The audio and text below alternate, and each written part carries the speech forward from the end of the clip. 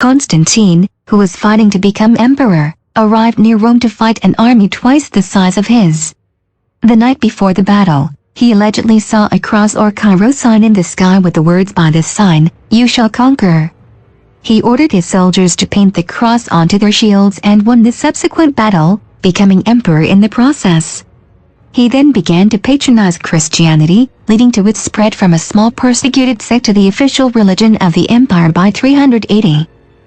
It is also inconceivable that Islam would take root and become so widespread had Christianity not first changed the religious orientation of much of the world away from polytheism toward monotheism.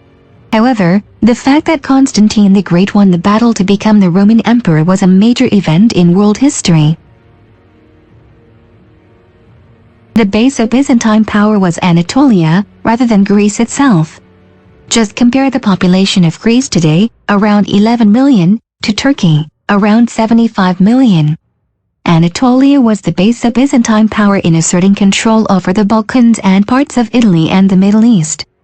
The caliphs of Baghdad had ceased to hold effective power by 900 and a number of independent Islamic states arose on the Byzantine frontier, while the caliphs themselves became puppets of temporal rulers.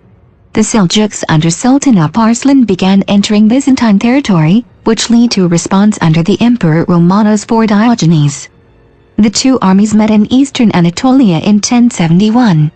The Byzantine emperor was captured and though released, the empire fell into civil war.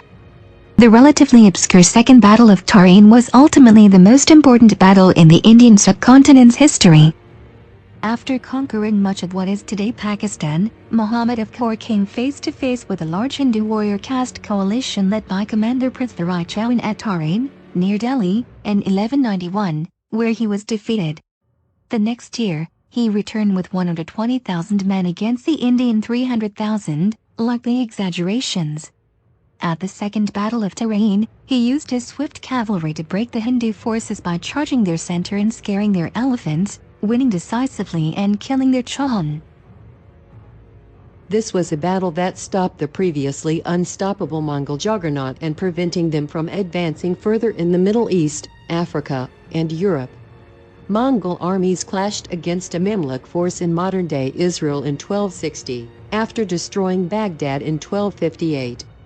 The Mongols were led by a secondary commander as their leader Hulagu Khan, grandson of Genghis Khan, had returned home due to a succession dispute.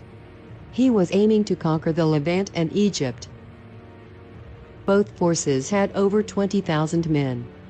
However, the Mamluks defeated the Mongols using an old Mongol tactic, drawing them into an ambush. The battle marked the first time the Mongols were defeated in open battle. The legacy of Ain Jalut was the fact that it preserved much of the Islamic world and Europe against further Mongol onslaught by preventing them from moving further west and proved that the Mongols could be beaten. It was one of the weirdest battles in history because of the disproportionate numbers the two sides had.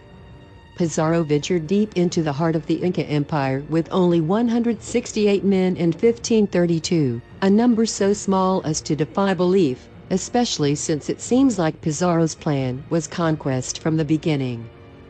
Pizarro had studied the previous conquests of Hernan Cortes in Mexico, where that Spanish conquistador had defeated the much more numerous Aztec Empire with only 1,000 men. In order to defeat the Incas, he resorted to deceit and leveraging his advantages. Feigning benign intentions, he arranged to meet with Atahualpa, who brought 80,000 warriors to the meeting in the town square of Cajamarca. Most were encamped outside the town. In a bold move, Pizarro captured the Atahualpa and killed most of his major commanders with no loss to his men, using his horses, guns, and steel to shock the Incas, who were not expecting a battle and who lost over 2,000 men. Pizarro's control over the Inca emperor led to his control of his empire, first through puppets and later directly.